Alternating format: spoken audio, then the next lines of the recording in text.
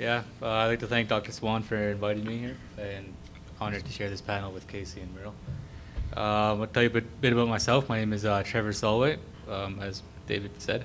I'm 23 years old. I've been in school for about 6 years since I graduated, and in my community, I facilitate film camps, and I've spoken at grads and stuff like that. So a lot of my younger people know me, and so a lot of the most frequent question I get is, how did I get to where I am? What makes me so special? I was a part of a youth panel similar to this, and that was one of the questions is, they're trying to duplicate the panel's success to the youth. And I stumbled with that question for a long time, trying to figure out, how did I get here? How did I get in this spot? But when I think about it, I never thought I would be here. University growing up was always a distant thing to me. Like Casey said, I thought I was worthless. I went to a off-reserve school, and when you're in grade 1, grade 2, you walk into a room and the whole room has their mind made up about you already. It can be very detrimental to a kid's growth. So, and even getting to university, I must have graduated with about 30 kids, and about 10 of them were Aboriginal. 2 of us went off to post-secondary, and the rest, are still where they are today.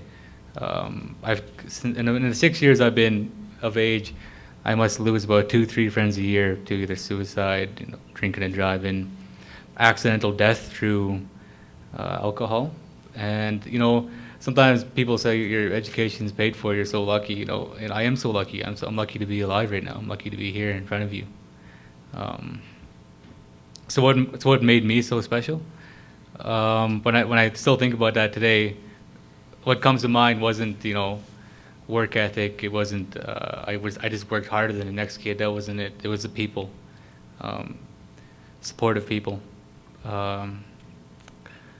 Like I got a few teachers I have in mind come to mind. Lindsay, who's sitting right there, comes to mind, and people who have put in time to make a relationship meaningful, and that is a way to build a relationship with your treaty people, your counterparts, is to put in that time and effort to make a relationship meaningful, and to come to events like these, and it not be a one-off thing. Don't have an agenda and be like, okay, a Native event, check, move on. But to continue to come out to these. Making Treaty 7 was a couple weeks ago. Red Talks was this weekend. There's tons of plays, and there's a Sisters in Spirit vigil that happened last Monday. These are events you can come out to be a part of our shared community. So the biggest challenge I see in Canada is there's definitely an empathy gap that exists. And too often in this country do we see an Aboriginal child or a missing and murdered Aboriginal woman, and we don't relate to that the same way we would, another girl gone missing or another child gone missing. And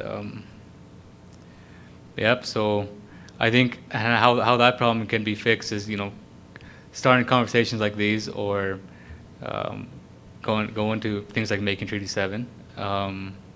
It can also start at the education level. Some of I think the curriculum should be changed to talk about things like residential school, and some of these darker issues that I don't get it about history. We celebrate history, and we forget about all the bad stuff. And I think we should talk about the bad stuff more often, and at a younger age. Kids in grade 2 or 3 learn racism. Why can't they learn about residential school? But I had a great time at the table discussions. My mentor, Cowboy Smith, sitting in the back row, at one of the tables, he said that a lot of these issues are interconnected. How does a child end up in child welfare? Well, maybe it's inadequate housing. Maybe somebody can't sustain employment because their mental health isn't where it needs to be. So a lot of these issues are interconnected, and a lot of these issues have very deep systemic wounds that are very real. And there are no quick fixes to these problems. These problems will exist tomorrow after this talk. The solutions we bring up today, we may not ever see them come into fruition. These solutions may not happen in our lifetime, but we have to be in this together to create a sustainable future for all treaty people. Thanks.